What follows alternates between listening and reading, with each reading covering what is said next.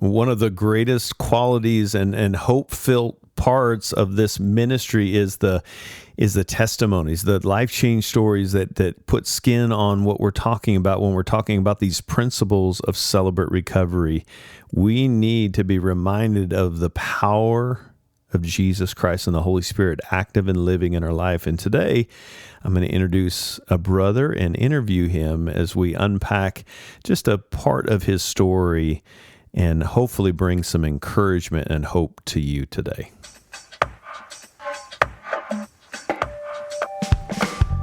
Welcome to Celebrate Recovery Official. This is a podcast that shares life-change stories, courage, hope, and leadership wisdom, all centered around the Beatitudes in Matthew chapter 5 and the Celebrate Recovery principles where Jesus helps us. He died for us to be able to face those hurts, not alone, but to face the pain, the struggles in our life, the hang-ups and the negative core beliefs and how we see ourselves, God, and others, and ultimately deal with those numbing agents we call habits, those defenses and protections that we go to as a survival technique in our efforts to run from our pain so that we can repair the relationships in our life.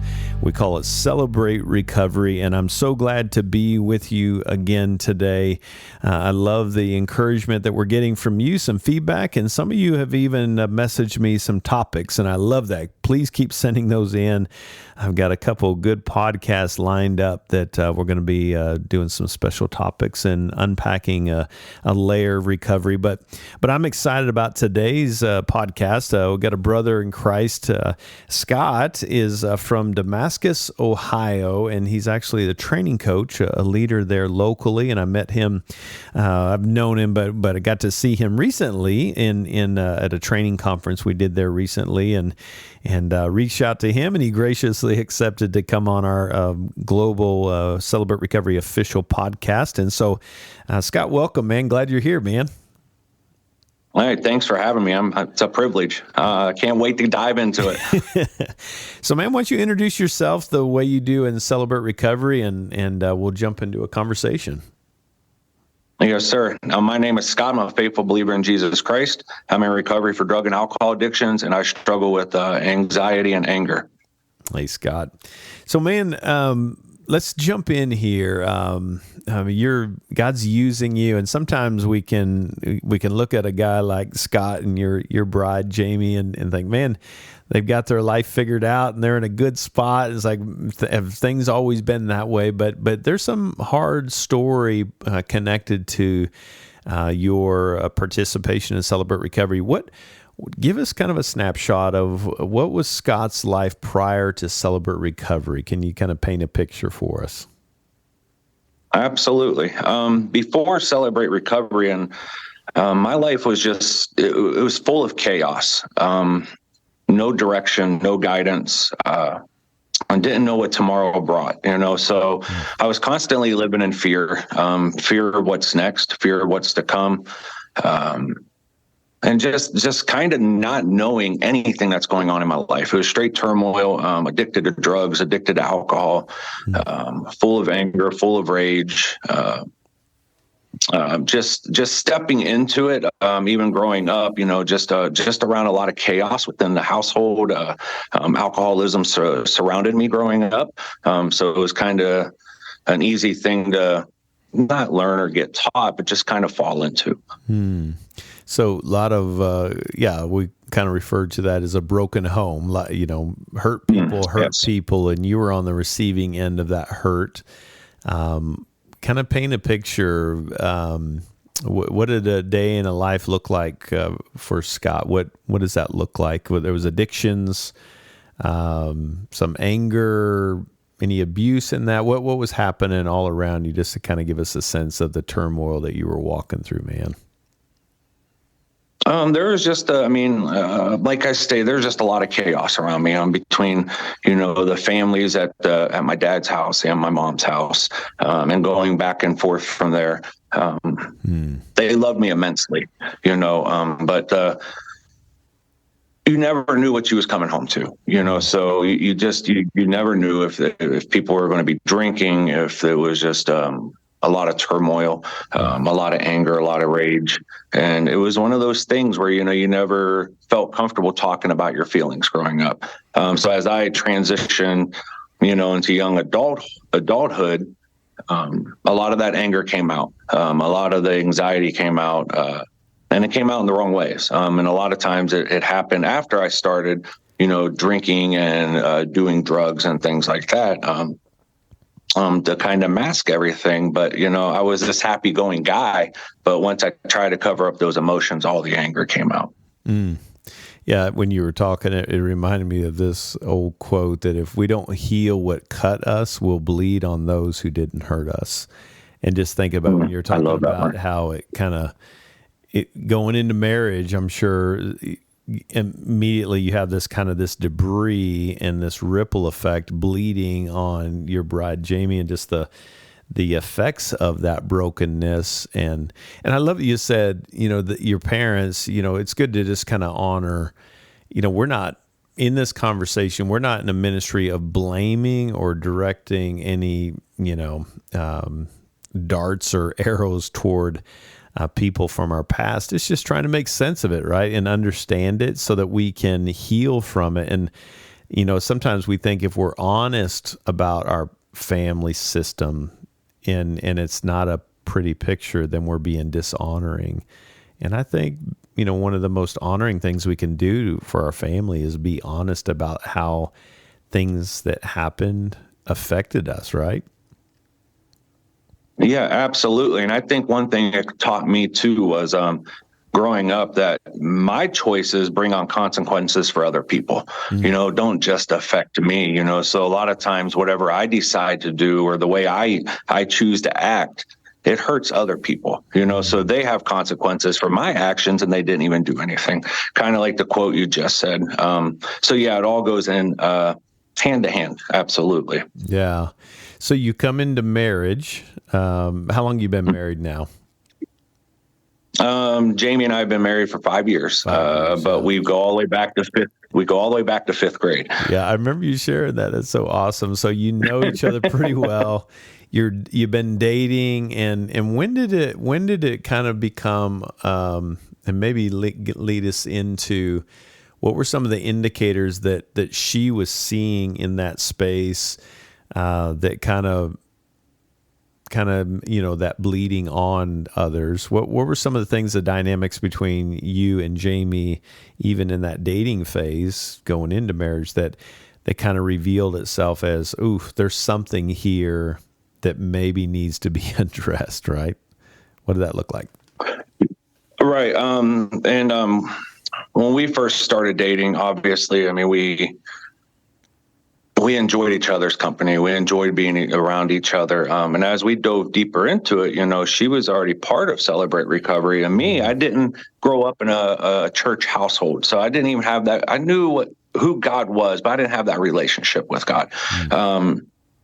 And whenever we first started talking, there was times and bits because I was still, addicted to nicotine. I was still drinking. So she was on that other end of some of my anger and my outburst, things like that with words. And that's where I kind of learned that words can cut so much deeper than any action. The tongue can do such damage and just knock down giants. So it painted a picture for me. And that's when she introduced me to Celebrate Recovery.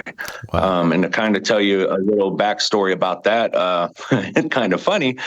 She was like, hey, there's, Celebrate Recovery. I'm like, oh, I want to be with her, so I want to make it look good. So of course I'll attend, But the kicker was she wasn't even going the first time I went. So she didn't even go. And I was there by myself with a great people that become like family to me now. So it was in the very first testimony, it spoke to me. Yeah. Like, wow, I'm supposed to be here. It was a very trying moment, a very true moment. And I was hit with that conviction absolutely immediately that first night I walked into Celebrate Recovery. So were you married then, or were you dating when you came the first time? When did she rope you into? We were we were dating at that point. How old were you then? 38. Okay. So you had been dating 38. for how long when she recommended? Just a couple months. Wow. Well, that's courage, Just a couple right? months. It is, and I mean, we have such a history, so we go all the way back and we never kind of lost touch. Wow. So that was a big part. And when we first started dating, to kind of paint you a picture with that too, coming to Celebrate Recovery, her introducing me to that is something I'll never, ever, ever take lightly, because it absolutely changed my life. Walking through those two doors just absolutely changed my life. Well, it kind of is important, I think, just to stop right there and just say, man, if you got loved one that you care about and you really care about them, don't be afraid to suggest. Now, they may not be ready and they may reject it, but I love her courage. I mean, 2 months in, of course, you guys have known each other a long time, but it's a different level when you're dating, right? I mean, it's risky. What if you reject her, right? But she had the courage to say, hey, there's this thing called Celebrate Recovery. So in the dating process, she's been experiencing some of the effects of, you use the use of the tongue and the hurtfulness and how that kind of just projects on her. That's already happening 2 months in, or is it still kind of a little bit masked? No, it's happening. I mean, it's not like an everyday thing. It's just I didn't know how to control my emotions. I didn't know where all this hurt came from, and this anger came from. So I did whatever I could do, and she was so strong and rooted in her recovery to where she sees it in me, but I don't know the recovery aspect of it. So I instantly get defensive. And now what do I do in defense mode? I blame her, so I could feel better about myself. Yeah. And that's just kind of how that went. Well, yeah, and I love that you said that, because in recovery language, we talk about, that accuse others and excuse ourselves. If I can accuse you and make it about you, it excuses me from the conversation, right? We don't have to talk about me anymore because you're the problem. and that's kind of what you're doing there, it sounds like. Yes, absolutely. Yeah. Absolutely. So, man, yeah, and I love that you said that. I didn't know what to do with my emotions, and that's pretty typical. Even especially in addictions, right? We go more often than not, and that's my area of recovery as well. We go to addictions so that we can numb out and not feel, and it feels like a good solution, but ultimately just makes it worse. So you learned early on in life that. Or didn't learn at all, what do you do with these emotions that God gave you? And are they bad? Will they hurt me? Will they hurt other people? And so kind of shoving it down, that's kind of what you learned growing up. Is that kind of the rule, sometimes spoken or unspoken rules about emotions? What did you learn growing up about emotions? Yeah, you kind of, and there were moments I could talk about it, but it just seemed like there was so much anger surrounding me. At some point, you never felt safe to even talk about your emotions. Mm-hmm. You didn't know how the other person would accept them or hear them, or if you did talk about your emotions and got shut down one time, well, now you're in fear of bringing it back up, because now it doesn't mean anything, or it goes on deaf ears, so it wasn't all the time. But if you hear it once or twice, it does affect you, Yeah. So. Yeah, that's so important. Yeah, you don't have to hear it very many times that you learn, Mm-hmm. that didn't go well. Don't do that again. And the cost is, and you're being so vulnerable with us, is if you shove it down, you think, well, if you just shove it down, you don't have to deal with it. But it does come up sideways. And the anger, it sounds like what you're saying is, the anger was your body, your heart's way of expressing the sadness or the loneliness or whatever that we call them, those primary emotions, right? Whatever's buried there, anger became the mode, the tool to express. But it's kind of discouraging because you got to feel bad about yourself because you don't like what's coming out of you, but it's the only way you know how to express it. Am I saying that right?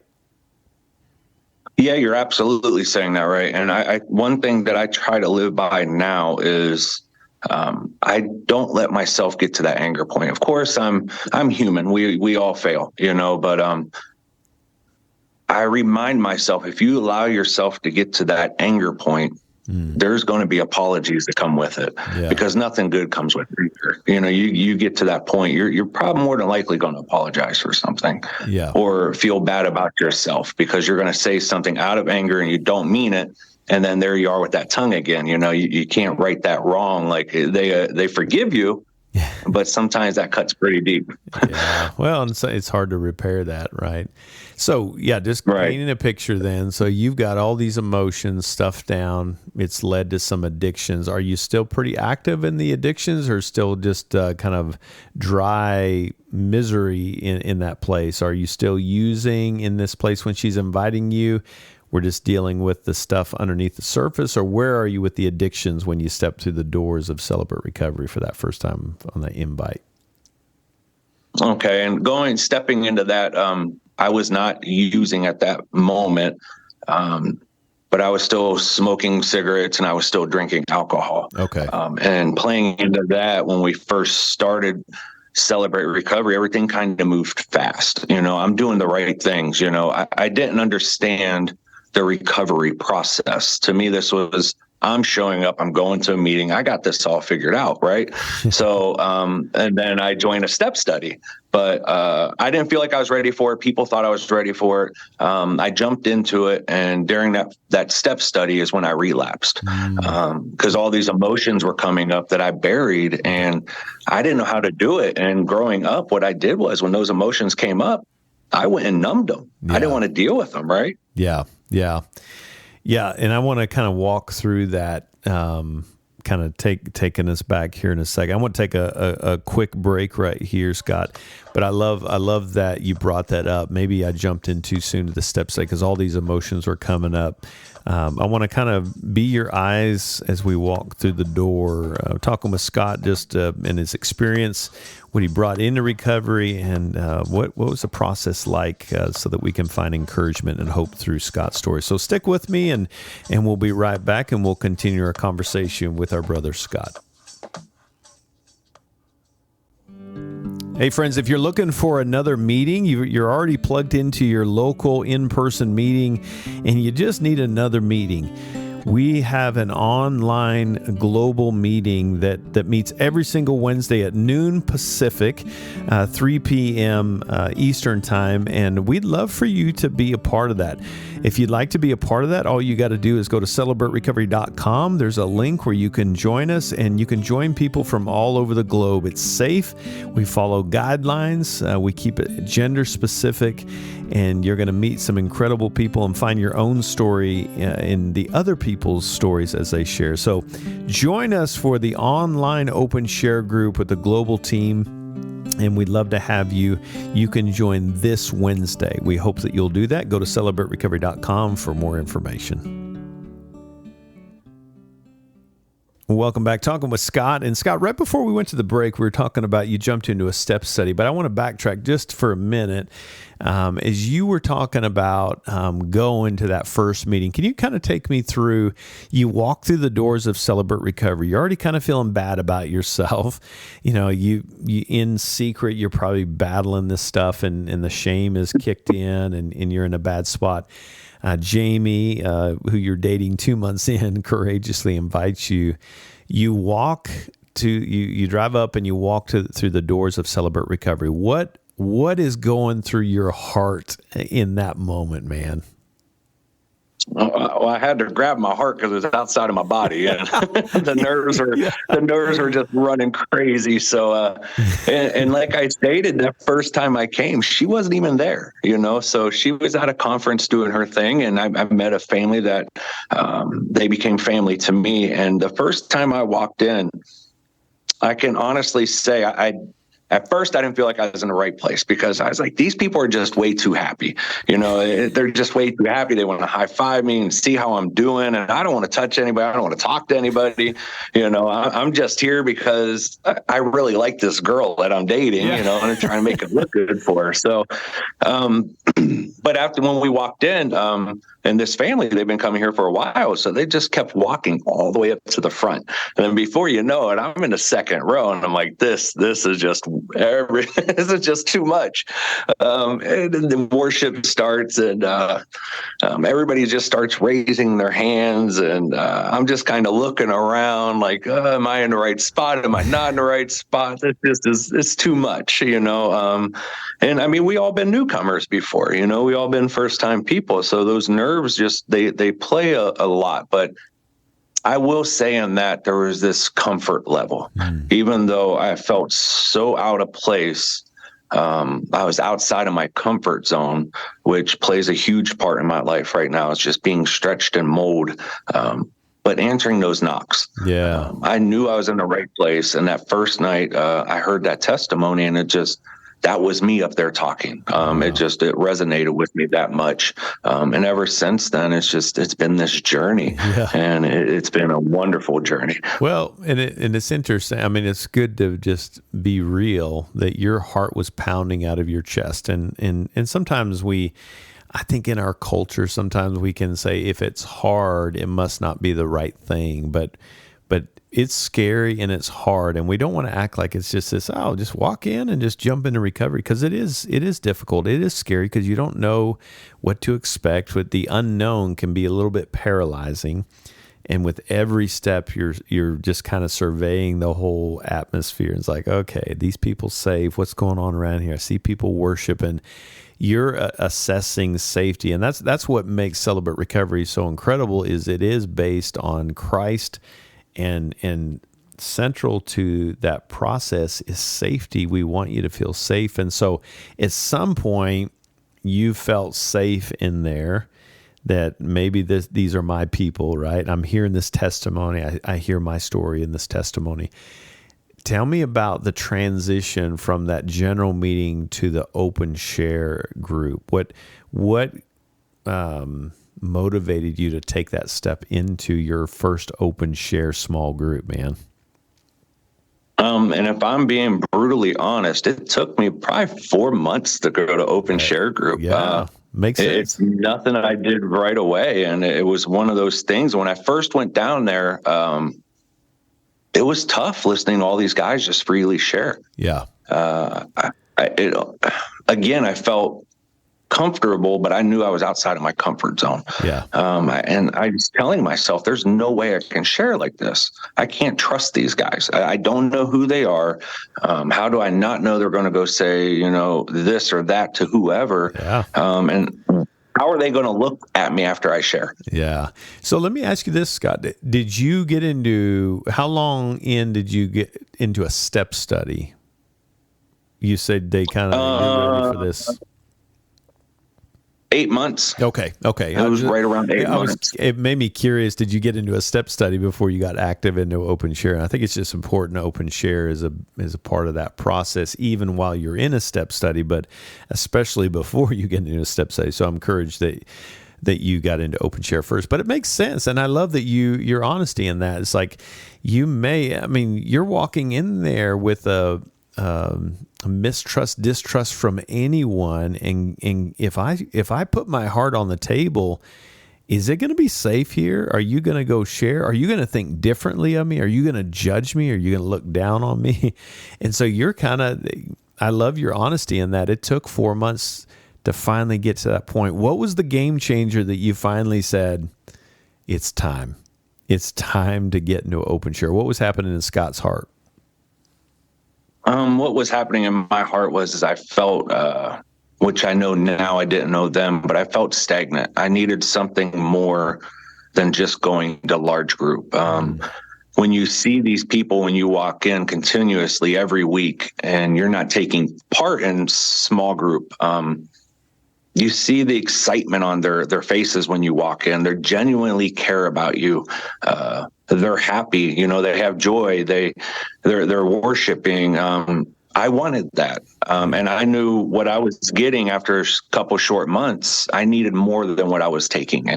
Wow. So that's when I opened up to let's try this small group sharing out. I love that. Yeah. And so, yeah. So you finally feel safe. And I love that. Just trusting God's timing. Just go at your pace. If it feels like too much right now to get in the open share, take your time. But when you're ready, and trusting that God will be with you every step of the way, God will lead you through that. So you get into a step study and kind of feels like I wasn't quite ready for that, right? People Absolutely. are telling you, no, you're ready for it. And you get in there. And like you said in the onset, you start feeling these emotions and just completely overwhelmed. Or what's that place like that you would describe what that place was like? Yeah, I would say it was a little overwhelming. And we all know with step studies, you get out what you put in, So when I went in there, I wanted to be honest. I wanted to speak about it. I wanted this healing that everybody else had. I wanted this freedom that I was just searching for so long. I felt that it was there. I didn't know how to get it. And then during all the sharing, all these emotions come up. And then again, in turn, anger, because whenever I've always dealt with emotions before, I would grab some kind of substance and numb it, and I wouldn't feel it anymore until the next day. So trying to deal with this and stay away from it, that was the hard part for me. Yeah. And then that's when the relapse came in during that first step study. Did you jump out of that group, or did you stick with that, or what'd that look like? Did you end up falling into another group, or? No, I finished that step study. Wow. I finished it out, and I can honestly say I'm 5 years clean since that time I relapsed. Wow. So, man, if there was ever a reason to justify an excuse to jump ship, that could have been it. What kept you in there, man? What was the motivator? I'm sure some people coming alongside you, but what was it that said to Scott, I'm going to stick with this? It's worth it. The accountability part, and to be brutally honest, it was tough on the wife. We were engaged at that point, and we almost didn't get married. I almost ruined that. And I knew for once, I can't run from things I want. If I want it, I need to put more into the game. So, I was completely honest with her, told her everything, finished out that step study strong, let God work in me and through me. And, and through that, it's changed my life. And wow. I can honestly say, these step studies, they're game changers. But my life was almost ruined again. I almost threw everything out again. But that's when I felt that tug from God saying, finish this. You got this. I got you covered. This has already worked out. You just need to take the action. It's there, but you have to do your part. And that's when this whole ball started rolling up until now, and just stepping up and stepping out. Wow. So 5 years clean, man. That, yay, God. If we had an applause button, we would run that right now. But that's a big deal, man. With all sincerity, that's a big deal. As you sit here 5 years in, what's been some of your biggest lessons in recovery that you've learned that might be an encouragement to somebody's listening, that might be the Scott of 5 years ago trying to figure all this out? What have you learned in this process, and how would you encourage somebody that's listening that might be struggling with addiction or just hurt? What would you say to them, man? Dealing with the addiction and anger, if there's something I could point out, is try to get to that point of attitude of gratitude. It was a game changer for me. And secondly, is recovery is hard. It's hard work. It's not easy work. It's not going to come easy. But don't forget that first word either. I find so much joy and so much freedom in the celebrate part. And I make it a point, So I did find out myself, sometimes one day at a time was too big of a gap. So I had to live moment by moment or minute by minute. And in that time, those little victories, if I had that urge to have a drink or had the urge to do whatever, and I beat it, I celebrate it. because sometimes if I wait too long, there's too many things that can happen in there that can just wreck the whole day, wreck the whole week. Yeah. So if I celebrate more, then my gratitude's more, so, I mean, and as you can tell, I love the smile. I love the high five. I love the encourage people. That's what changed my life. So why wouldn't I use it to change other people's lives? That's so good, man. Well, and I'll just say from personal interactions with you, man, I see that fruit in you, brother, and meeting your wife.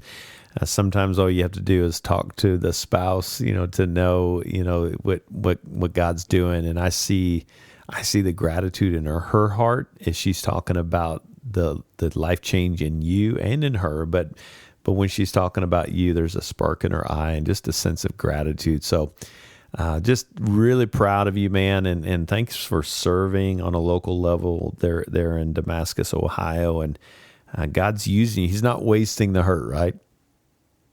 No, absolutely not. He continues to grow me. The biggest thing is my saying is I have to start learning to live comfortably uncomfortable. Nothing good comes from my comfort zones. And when I stay in my comfort zones, I'm not going to grow too much. But stepping out of my comfort zones, God can use that and mold that, and he'll run with you as far as you let him run. I can't be the person that stunts my growth. There's nobody that can stunt my growth more than myself. So I have to keep that in the back of my head and remember, if I'm stepping out of my comfort zone and I feel uncomfortable, I'm doing the right thing. Nice. Comfortably uncomfortable. I like it. Live comfortably uncomfortable. Yeah, that's good stuff. Well, man, this always goes so fast, but man, thanks for jumping in and sharing just a snippet. I know your full testimony is incredibly a blessing to all those that hear it, but you've blessed our listeners, and I hope that people are taking a heart and finding their own story in your story. So thanks for being willing to come on and share that hope and encouragement to our listeners, brother. Absolutely. And thanks for having me. It's been an absolute blessing. So I appreciate it. Yeah. Love you, brother. God bless you. Well, I hope that this has been encouraging for you as much as it has for me. Just seeing my brother's face and the joy in his eyes and hearing just a snippet. That's just a snippet of what God has done in his life. I hope it brings you encouragement. I hope it maybe implores you to take that next step. And I love that. Sometimes one day feels too big. Maybe it's just in this moment, just for this moment, what am I going to do that's going to be different, that will lead me on this path of everlasting life as Christ promises and wants for us in our life. Hey, thanks for being with us. If you want more information, go to celebraterecovery.com. Thanks for being with us today. We hope you'll join us next time. Until then, God bless.